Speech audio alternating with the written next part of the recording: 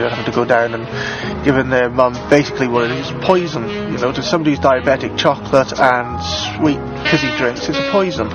It's like assisting in a suicide, basically. When she last went to see the doctor, she said she could be going blind, and if she carries on eating chocolate, she could eventually kill herself. Sometimes I feel guilty about it, but for me it's just normal, and the way Phil is with me, it's just normal. It makes her very tired and irritable, and we don't see her much when she comes home because she's always in bed. So we don't get a chance to do much with her at all. But both the children and their father have learnt to hide their feelings from Sharon. You know, I don't feel like I'm putting him under any strain that I know of. Perhaps I am, but you haven't said anything to me lately, have you? No, I don't like to. You've been acting different, I've been told. I can't help the way I am. I just like to be able to resolve it. I really, really, really would, for the sake of Phil and my girlies.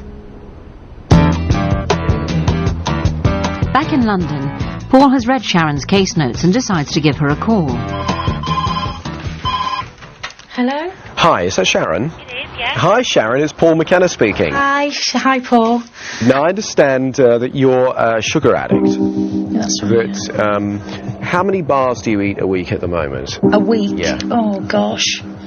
Paul needs to find out just how bad Sharon's addiction is.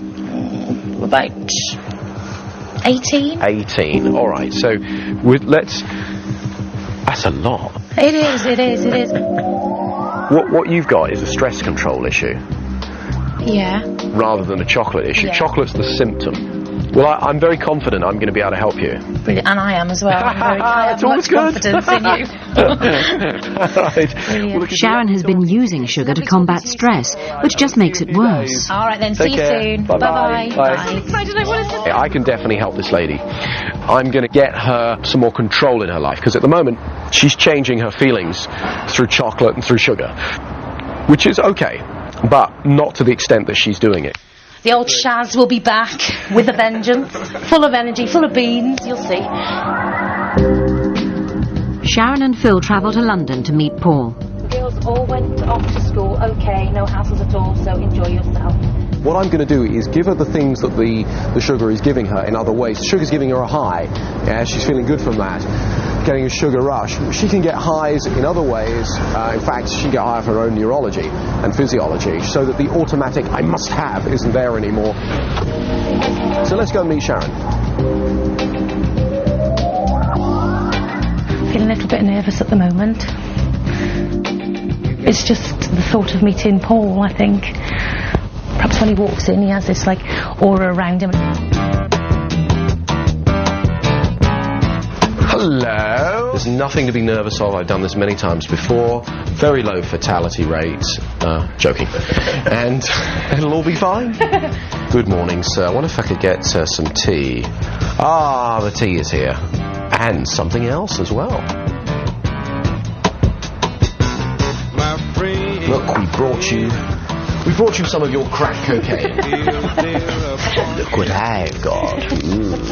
It's chocky. And do you have a desire for this? I do. You do? I always do. Let's take the wrapper off, I've only shall we? had... Oh, look at that. Oh, even the way it opens, I it's know. sort of pornographic, isn't it? The sound of it open. All right, so let's take a little look at that. On a scale of 1 to 10, where's your desire for that? 10. 10. Excellent. Well, we're going to have to put a stop to that. What seems like an opening conversation is in fact full of hypnotic messages. Endorphins. And you know what endorphins are, yeah? They're the body's natural painkillers. Natural painkillers, natural opiates. Endorphins control pain, you're right, they create pleasure.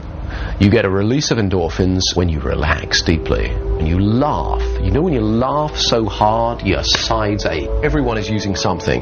Be it alcohol, gambling, drugs, sex, shopping, you know, I don't mind, yeah? Everyone needs to change the way that they feel through some means or other. And what I want to do is to pull the major stressors in your life out and recode them. Tell me which food it is you hate. Which food I hate? Yeah. Yeah.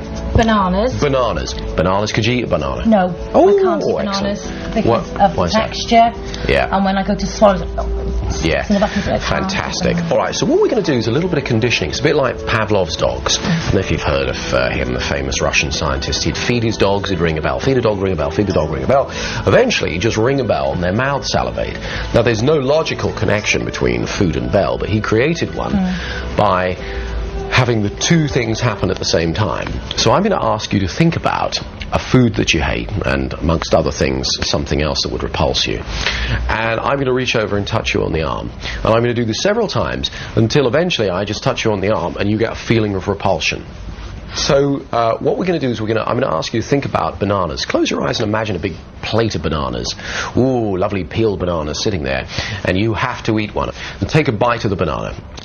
I know. I'm sorry. I need a little discomfort before I make it so that you're more in control of your life. Yeah? Are you okay with that? Yeah. Okay, cool. Paul creates what are known as anchors in Sharon's subconscious by repeatedly touching her arm as she thinks of negative Do it now. thoughts. Close your eyes and do it now. Eat the banana. That's it. Move your mouth in the motion of, and chew the texture. Chew the texture of the banana. Oh, there you go. And chew it again. Then swallow the banana down. Oh, that's awful, isn't it? It's like I'm a celebrity, get me out of here, isn't it? There you are. This is your cockroach, isn't it? Okay. Is there anything you hate more than bananas? Black pudding or Oh, yeah. or faggots or anything like that. Black pudding, faggots and bananas. So imagine a lovely pie of that, a big plate of it. Close your eyes and imagine it, and you take a big spoonful, you've got black pudding, faggots and bananas, all mixed together, and go and take them into your mouth. This process is repeated again and again until the new anchor is firmly embedded. Scooped up a handful of human hair from the floor of a barber's shop and sprinkled it in. There you go, lovely. Sprinkled in, close your eyes, imagine a big mouthful. That's it. And chew on that. You can taste it. It's hairy. Go on. It's hairy banana faggot black pudding pie. There we go. That's it. Chew on that. That's it. You can taste it. Oh, it's so hairy. Oh, that's it. And swallow it down. Okay, and then stop. Okay. That's disgusting. That is disgusting, isn't it? Absolutely disgusting. Finally, we got there. Absolutely because, disgusting. I need to take you to a point where that's it. That's the state I'm looking for, If people go, ooh, it feels mildly unpleasant, it won't be enough leverage to collapse the old addiction to chocolate. We're going to make it so big that you can't get a handle on it. Make it really big and bring it in closer. Having created an anchor for feelings of disgust, he prepares to use it to collapse her desire for chocolate. Banana, faggot, and black pudding, hairy chocolate. There you go. So that's it. Munch on it, all of it. That's it. It's a brand new. Oh, that's it. Feel that's it. Yeah, and have some more. That's it. Smell the chocolate. You bring the bar of chocolate up, you can smell chocolate. Oh, you can see hairs sticking out of it. Oh, they're horrible. And as you bite into it, it looks like a fine bar. Oh, inside it is banana, blackberry, hairy faggots. Make it that big, and we've got. And it's only been half an hour, and she's about to find out that she'll never want to eat chocolate again. Closer, try and eat it, move it closer, and out the other side. Now, let's see how well we've done, shall we? We've made you phobic of the chocolate. You sure you don't want some? You sure you don't want a little bit of... snap it open and it's full of faggots and hairs and... Are you sure you don't want a little bit of chocolate? No, thank you. But I mean, it's lovely, isn't it? Ooh, look at After that. making sure chocolate is no longer the stimulus for feeling good, Paul now sets about creating new ways for Sharon to feel good in times of stress. A lot of psychologists talk about background stress. I'm more interested in background happiness, an overwhelming feeling that everything is going to be all right. Because, see, a lot of people wait for something good to happen in order to feel good. But good feelings are under our control. The musician Ry Cooder says all the money in the world is spent on feeling good. Well, I say cut out the middleman and just have the good feelings. And now it is time to go and grab some of those good feelings and bottle them, literally put them at your fingertips, So I'm going to ask you to create an associational link between good feelings and the squeeze of your thumb and middle finger, on one of your Associating positive thoughts with the touch of her thumb and finger will give Sharon an instant button to call upon her good feelings whenever she needs to. That's it. Spin it faster and faster. That's a good. Spin that faster and faster. That feeling. Yeah, there you go. Take yourself into a state of absolute euphoria. Let's just see if we can take your pleasure levels off the scale, because you were getting a lot of pleasure from chocolates. All right, don't worry. It's not that kind of thing. Step back into it. Squeeze thumb and fingers together. That's right. See what you saw, hear what you heard, and feel how good you felt. This process is repeated several times until the association is firmly implanted. So when you squeeze your thumb and fingers together now, what happens? I feel happy. I feel in control. Go inside your imagination and go to the hilltop. To drive the message deeper into her subconscious, Paul completes the session with